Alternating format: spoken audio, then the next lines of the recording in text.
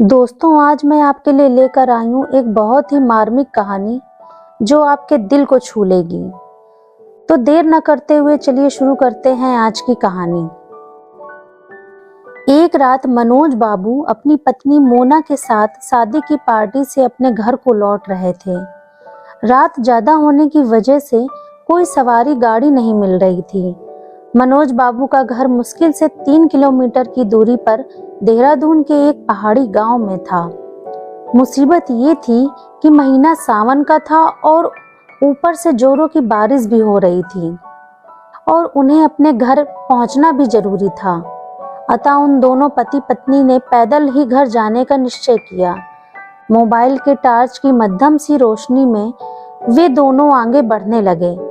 वे अभी आधी दूरी ही गए थे कि जोर से बिजली चमकी और बिजली की रोशनी में एक औरत का साया दिखा जो ठीक उनके सामने खड़ी थी। इस सुनसान सी सड़क पर रात के अंधेरे में अकेली औरत को देखकर उन्हें डर लगा और मन में तरह तरह के विचार आने लगे कि कहीं ये कोई खैर जो भी हो देखा जाएगा।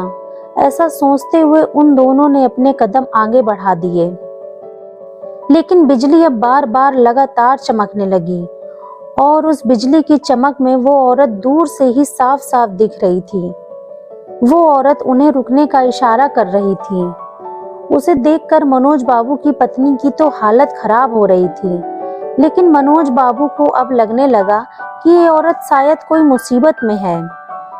मनोज बाबू जब रुके तो वो औरत उनसे हाथ जोड़ते हुए बोली, भाई साहब प्लीज मेरी मदद कीजिए।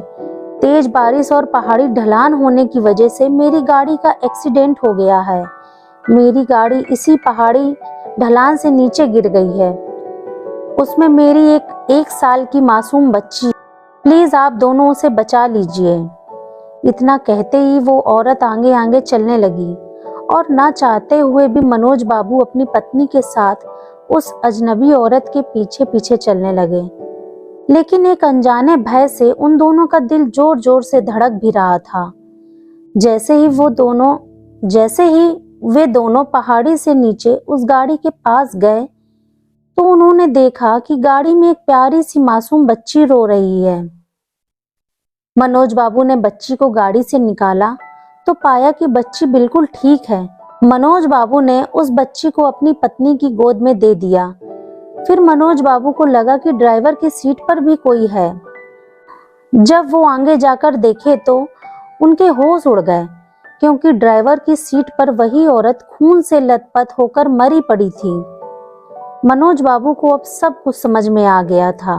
वे दोनों पति पत्नी बच्ची को अपने गोद में लेकर अपने घर की तरफ आगे बढ़ गए।